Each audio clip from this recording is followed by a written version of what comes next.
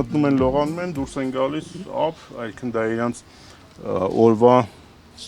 գործողություններն է սովորական, այն մեկն էլ նոր դուրս եկել, սա էլ այս մեկը մի քիչ ավելի չորացել է։ Շաբաթներ առաջ այս նեղոսյան կոկորդիլոսների տունը Գագիկ Ծառուկյանի մասնավոր կենդանաբանական այգին էր։ Այժմ նրանք Երևանի կենդանաբանական այգու միակ նեղոսյան կոկորդիլոսի հետ կիսում են նույն տարածքը։ Երևանի կենդանաբանական այգի ՀՈԱԿ-ի գիտական գծով տնօրենի տեղակալ Աշոտ Ասլանյանի խոսքով նորեկ կոկորդիլոսները խորթություն չեն զգացել, միմյանց նկատմամբ ագրեսիա չեն դրսևորել։ Տեղափոխելու ժամանակ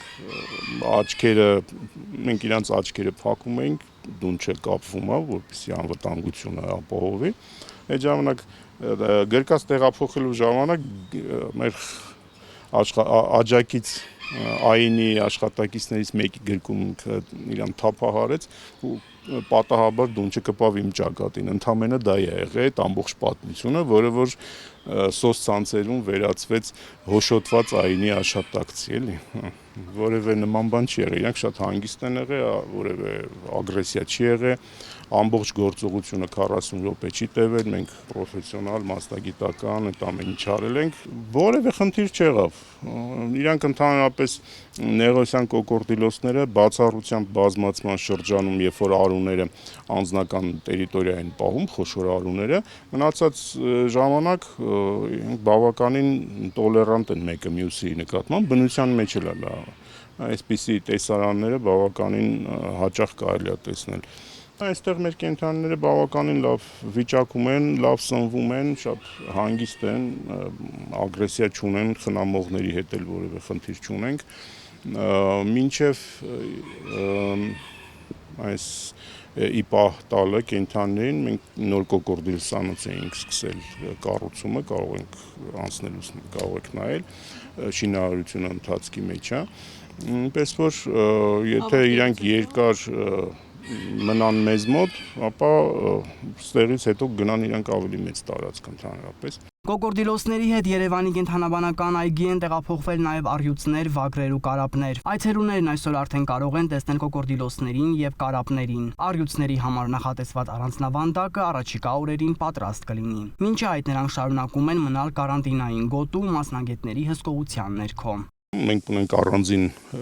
այգում տարածք, որը հատկացված է առյուծներին եւ ազատավանդակ եւ ձմեռային շինություն։ Ազատավանդակները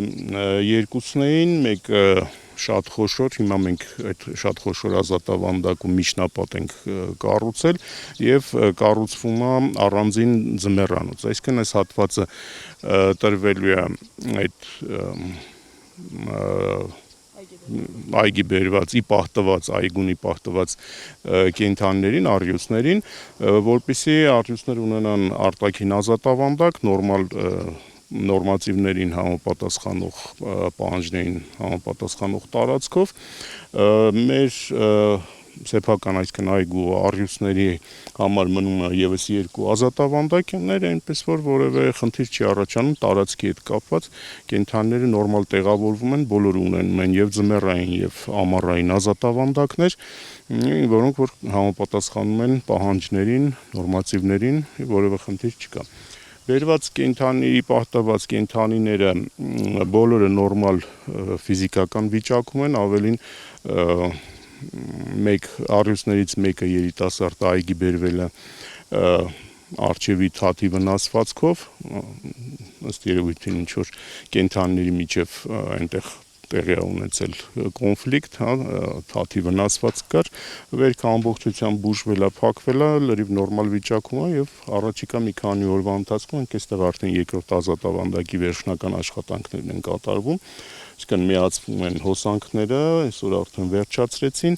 էլեկտրական հովիվների միացումները եւ առաջիկա 1-2 օրվա ընթացքում արդեն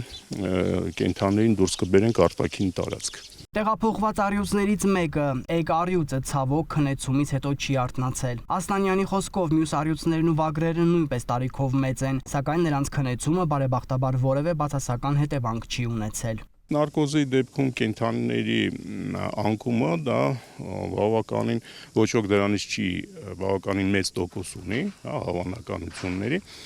ոչ ոք դրանից չի ապահովագրված, ընդ որում ոչ մի կենդանաբանական այգին անկախ երկրից, անկախ այգու ֆինանսական վիճակից եւ այլն եւ այլն։ Տվյալ դեպքում մանրամասները կրկին չեմ կարող պարզաբանել, քանի որ քրեական գործի շրջանակներում եմ, բայց մի քանի այսպես նեղ մասնագիտական ինֆորմացիա կարող եմ տալ, որ երբ որ կենդանու առողջական վիճակի մասին ի սկզբանե հայտնի չի ընդհանրապես ոչ մի տվյալ, ցանկացած կենդանաբանական այգու կամ նմանատիպ կառույցում կենդանիների համար վարվում է կենդանաբուժական թերթիկ կամ անկետա, ոնց որ մարդկանց համար, այսինքն որտեղ գրվում է այդ կենդանու ունեցած բոլոր խնդիրները, ստացած բուժումները, եթե որոշակի պրեպարատներ կան, որոնց հանդեպ անհատական զգայունություն ունի, կենդանիները նույնպես այդ ամեն ինչ ունեն, դա միայն մարդու յուրահատկությունը չի, հա։ Եվ ներկայումս ասեմ, որ 23 թվականից գործող օրենքով, վայրի կենդանիների պահման օրենքի համաձայն, նախատեսվում է, որ այդ տվյալ հիմնարկի կցված կենդանաբուժը պարտադիր պետք է վարի նմանատիպ կենդանաբուժական թերթիկներ, հա, ինչը նպաստում է կենդանու հետ գործողություններ անելուն։ Տվյալ դեպքում այս կենդանիները չեն ունեցել կամ եթե ունեցել են մեզ չեն ներկայացվել, համենայն դեպս խնամողից տեղեկություն ենք պահանջել, խնամողը ու խնդրել ենք, որ ինքը ներկա լինի, եթե պետք լինի օգնի, խնամողը հրաժարվել է ինֆորմացիա տալ, հրաժարվել է ներկա գտնվել եւ այնպես որ մենք որևէ նախնական ինֆորմացիա չենք ունեցել այդ կենդանիների ոչ տարիքի, ոչ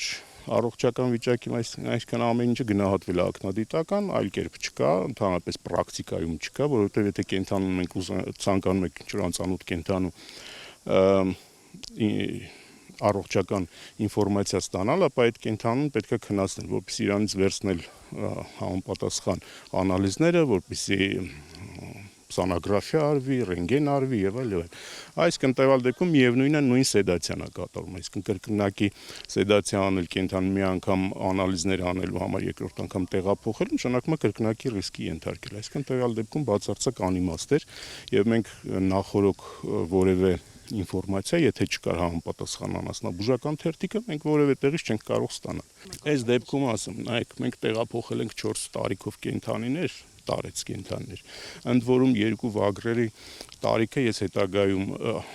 մեծ հավանականությամբ, այսինքն այն ճշտեցի այն վայրից, որտեղից որ ձեռք են բերվել, ի սկզբանե այդ ձագերը, նրանք 18 տարեկան կենդանիներ են, այսինքն ավելի տարեց են, քան թե անկած առյուծը։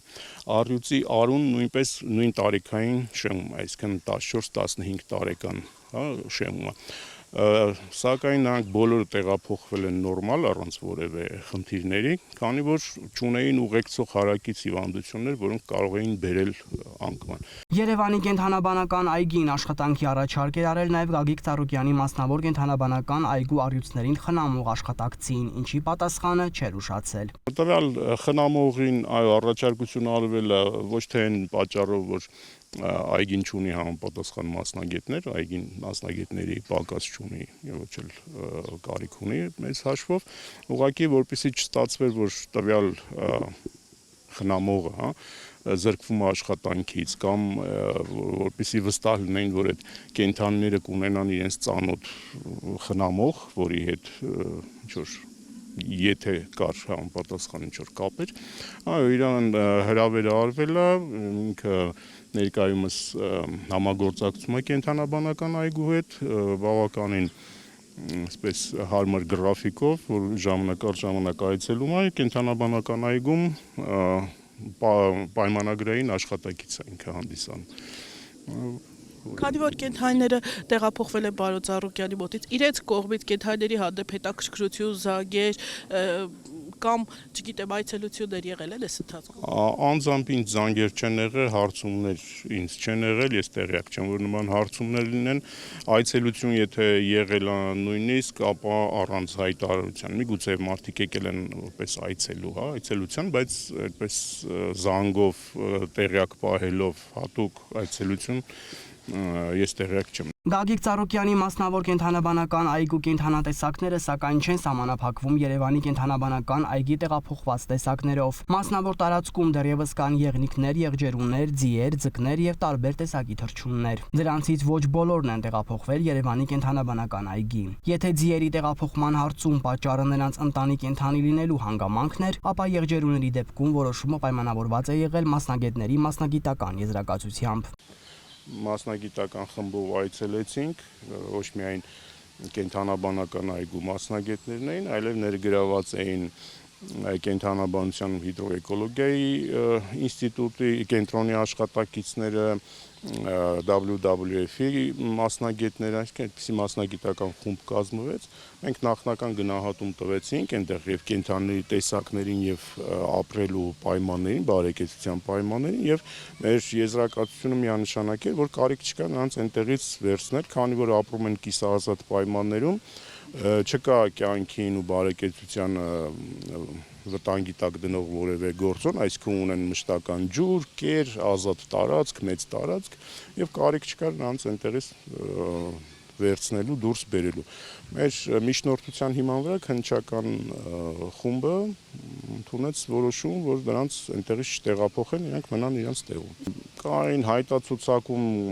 ներկայացված էին նաև մուֆլոններ եւ բեզվարյան այծեր, դες ավելի քիչ քանակությամբ կային, փոքր քանակությամբ, բայց քանի որ նրանք էլ գտնվում էին կիսաազատ պայմաններում, նորմալ արկա էր եւ նորմալ կենսապայմաններ եւ ամեն ինչ կարիք չկար նրանց գրանցեցինք, որ այդ կենդանիները կան, բայց չգիտեմ, արգրավելու, այնտեղից հանելու իմաստ չկար, այնտեղ որտեղ ապրում էին, այնտեղ մնացել են։ Ինչ վերաբերվում է կարապներին, առյուծներին եւ այլն, դրանք պահվում էին առանձին փակ տարածքում, ըստ երևույթին քննիչների որոշումը ելնում էր դրանից, որ այնտեղ պետք էր անընդհատ ինչ որ մարդիկ մոտ գնային, խնամողը պետք է գնար, խնամեր, կերակրեր, հետևեր եւ այլն, հա։ Իսկ եղնիկների դեպքում նման խնդիր չկար, իրանք կիսաազատ պայմաններում էին ապրում, դրա համար մենք միջնորդեցինք, որ այդ կենդանիներին թողնեն իրենց վայրում։ Թե որքան ժամանակ կենդանիները կմնան Երևանի կենդանաբանական այգում դեռևս հայտնի չէ։ Այգուց սակայն վստահեցնում են իրենց խնամքին հանձնված բոլոր կենդանիների համար արվում է առավելագույնը նրանց անվտանգությունն ու հնարավորինս հարմարավետ պայմաններն ապահովելու համար։